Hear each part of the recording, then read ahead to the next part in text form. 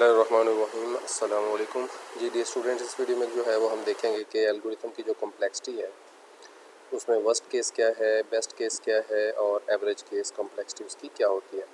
इससे पहले जो है वो हम कुछ एग्जांपल्स के साथ और डिफरेंट जो है वो रैम मॉडल के अंदर प्रिमिटिव ऑपरेशंस को चेक कर चुके हैं और साथ ही साथ हम रन टाइम एनालिसिस भी देख चुके हैं।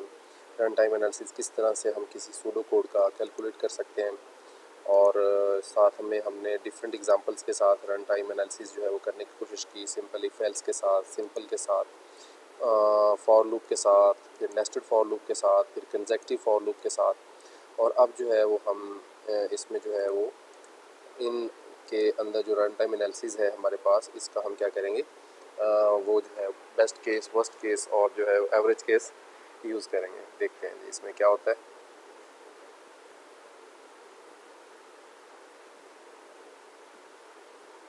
हमारे पास है वो टाइप ऑफ कम्प्लेक्सिटी लेवल है, जैसे कि हम पहले मेंशन कर चुके हैं पिछली स्लाइड में भी, कि जब हम ये पढ़ रहे थे कि स्टेप्स ऑफ जो है टाइम कम्प्लेक्सिटी के क्या हैं, तो उसमें हमारे पास जो थर्ड नंबर का स्टेप था जिसमें हमने ये डिसाइड करना है कि हमारा जो सूडो कोड है उसका कम्प्लेक्सिटी लेवल क्या है, वो हम कैसे डिसाइड करेंगे।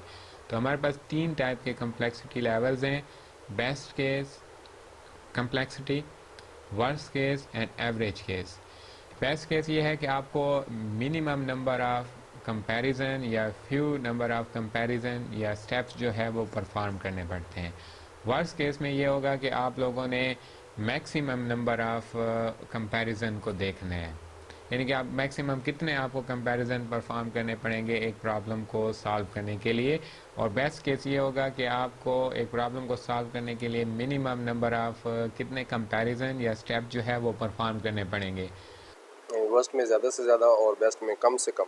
यानी आप फ़र्ज़ करें कि वही बात आ गई कि जैसे एक अरे है, उसके अंदर अगर आपने फर्स्ट एलिमेंट को एक्सेस करना है तो वो उसका बेस्ट केस होगा। लेकिन अगर आपने उसका लास्ट एलिमेंट एक्सेस करना है, फ़र्ज़ करें कि 1000 एलिमेंट्स की वो अरे है, तो वो वर्स्ट केस होगा। और एवरेज केस जो है उसमें कोई भी, तो ये जैसे अभी आपको हम आपको बता रहे हैं। और एवरेज जो है it is very hard to detect it, क्योंकि डिफरेंट प्रॉब्लम्स में अमूमन हम जो है फोकस भी इसी पे करेंगे, क्योंकि एवरेज अगर हमें फाइंड हो जाता है तो हम बाद एल्गोरिथम ऐसे होते हैं जिसमें इनपुट साइज बहुत बड़ा होता है, तो हमें उसका वर्स एनालिसिस की बजाय हमें उसका जो है एवरेज जो केस कम्प्लेक्सिटी बनती है हमें उसको एवेलुएट करना पड़ता है। बहरहाल इसको जो प्रिडिक्ट करना है वो इतना आसान नहीं है, वो डिपेंड करता है आपके इनपुट साइज पे और जो आप फंक्शन परफॉर्म करना चाहते हो या जो प्रिमिटिव आपके जो ऑपरेशन है उस पर डिपेंड करता है कि आपके एवरेज केस कम्प्लेक्सिटी किसी भी सूडो कोड के लिए क्या बनेगी। तो ये हमारे पास तीन टाइप हैं। यहाँ पे जो है वो हम एक लीनियर सर्च एग्जांपल देखेंगे कि जिसके अंदर हम उसमें वर्स्ट केस, बेस्ट केस और एवरेज केस को जो है वो फाइंड आउट करेंगे। तो आइए देखते हैं लीनियर सर्च एग्जांपल को। इन तीनों टाइप को हम एक एग्जांपल के थ्रू भी, जैसे मैंने पिछले लेक्चर में भी डिस्कस किया था लीनियर सर्च के बारे में, और यहाँ पे अब हम देख भी रहे हैं कि ये टाइप ऑफ कम्प्लेक्सिटी इस सिनेरियो में कैसे अपना वर्क परफॉर्म करेगी। सबसे पहले हम देखते हैं वर्स्ट केस को, जहाँ पे आप लोगों को ये वर्स्ट केस है, वर्स्ट केस कम्प्लेक्सिटी। इसमें ये होगा कि you want to search one in above which is at location n. For example, आप जो एलिमेंट सर्च करना चाहते हैं वो है वन, और वन जो पड़ा हुआ है वो आपके पास at the end of array पड़ा हुआ है, लास्ट लोकेशन पे। तो अब चूंकि आपके पास एरे का जो साइज है यहाँ पे वो है 7, आपके पास है 7, टोटल एरे का जो साइज है वो 7। तो आपको 7 कंपैरिजन परफॉर्म करने पड़ेंगे यहाँ पे। यू नीड n स्टेप्स, क्योंकि आपका जो सर्च, जिस एलिमेंट को आप सर्च जितने भी आपके पास वो अरे की लेंथ होगी, ऑब्वियसली उसको उतने ही आपको जो है वो सर्च कंपैरिजंस करने पड़ेंगे। करना चाहते हैं वो आपके लोकेशन एंड लोकेशन पे पड़ा हुआ है, तो इसका मतलब है आपको n कंपैरिजन या n स्टेप जो है वो परफॉर्म करने पड़ेंगे, और ये आपका वर्स्ट केस है for linear search. Best case क्या है? For example, if you want to search element 5 in array, अगर आप 5 को सर्च करना चाहते हैं एरे में, और 5 जो है वो आपके पास पड़ा हुआ है इस फर्स्ट लोकेशन पे, ये जिसको मैंने अभी सर्कल किया है। तो ये वही एग्जांपल होगी जो हमने लास्ट में जो डिस्कस की है। और इसी तरह अगर आप एवरेज केस की बात करें तो इसमें 2 और 9 या आप 3 की बात करते हैं तो उसके लिए आपको नंबर ऑफ़ स्टेप्स जो है वो एवरेज ही आपके पास कंसिडर होंगे। आपको 5 कंपैरिजन करने पड़ रहे हैं। तो आप देख लें कि एवरेज केस को डिटेक्ट करना इतना इजी नहीं है as compare to best case और वर्स्ट केस को। ठीक है, तो ये हमारे पास जो था, ये लीनियर सर्च की टाइप ऑफ कम्प्लेक्सिटी को डिस्कस करना था। ये हमारे पास एक चार्ट है कि इसमें हम ये देख रहे हैं कि अगर ये जो वर्टिकल लाइन है आपको ये नज़र आ रही है, ये शो कर रही है नंबर ऑफ़ स्टेप्स को।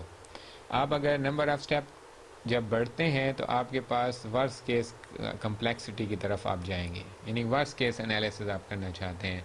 और अगर नंबर ऑफ़ स्टेप डिक्रीज़ होते हैं तो इसका मतलब है आप बेस्ट केस कम्प्लेक्सिटी की तरफ जाना चाहते हैं। और बाकी इनपुट साइज़ जो है आपका एन ही रहेगा, वो कोई एरे भी हो सकती है, कोई मैट्रिक्स भी हो सकता है। तो जब भी आप नंबर ऑफ़ स्टेप आपके इंक्रीज़ होंगे किसी सूडो कोड के लिए, यानी कि प्रिमिटिव ऑपरेशन ज़्यादा होंगे, तो उतना आपको क्या करना पड़ेगा, आप जाएंगे वर्स्ट केस कम्प्लेक्सिटी की तरफ। और अगर नंबर ऑफ़ या सम नंबर ऑफ स्टेप परफॉर्म करने पड़ रहे हैं या कुछ आपके प्रिमिटिव ऑपरेशन जो है वो परफॉर्म हो रहे हैं, तो वो आपका बेस्ट केस कम्प्लेक्सिटी को प्रेजेंट करेगी। अब हमारे पास एक वो है कि रिलेशनशिप हम शो करना चाहते हैं कि ये यानी इसमें हम चेक करेंगे कि हम relationship between complexity types and running times of algorithm वो हम किस तरह से कंपेयर कर पाएंगे। पहले हम वर्स्ट केस, बेस्ट केस और एवरेज केस के दरमियान में हम क्या करना चाह रहे हैं, रिलेशनशिप क्रिएट करना चाह रहे हैं।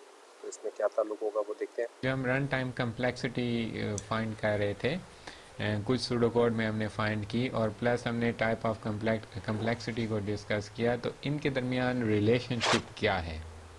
अब रिलेशनशिप आपको इस ब्लॉक से, ये जो जिसको मैं टिक मार्क कर रहा हूँ, इस ब्लॉक में आप देखें कि आपको लोअर बाउंड चाहिए, यानी कि फ्यू नंबर ऑफ स्टेप्स देखने हैं, और आपको अपर बाउंड चाहिए, हाई नंबर ऑफ स्टेप्स देखने हैं, यानी कि आपको मैक्सिमम कंपैरिजन को देखने हैं और मिनिमम आपको कितने कंपैरिजन वो कर रहे हैं। तो आपका जो एल्गोरिथम की रन टाइम कम्प्लेक्सिटी होगी वो इन दोनों के, यानी कि लोअर बाउंड और अपर बाउंड के मिडल में काउंट होगी।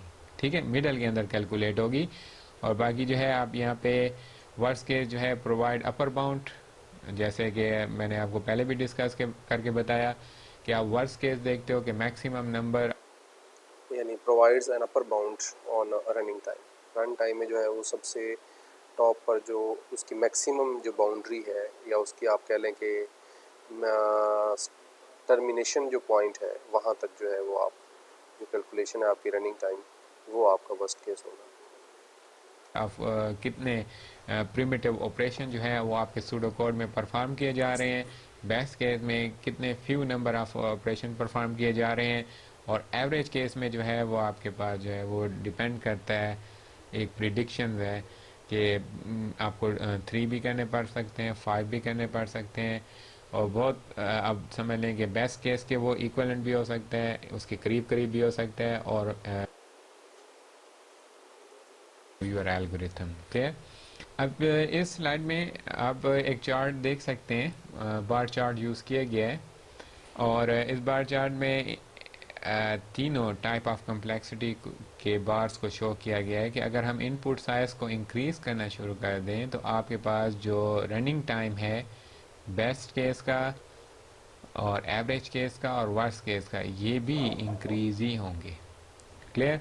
यानी कि यानी हम ये कह सकते हैं कि जितना इनपुट साइज़ जो है वो कम है उतना ही आपका बेस्ट केस, एवरेज केस और वर्स्ट केस जो है उसकी रनिंग टाइम कम होगा। लेकिन जैसे ही हमारा इनपुट साइज़ हम उसमें बढ़ाएंगे एल्गोरिथम के अंदर तो तीनों बेस्ट केस भी, एवरेज केस भी और वर्स्ट केस भी, दोनों का रनिंग टाइम जो है वो इंक्रीज़ हो जाएगा।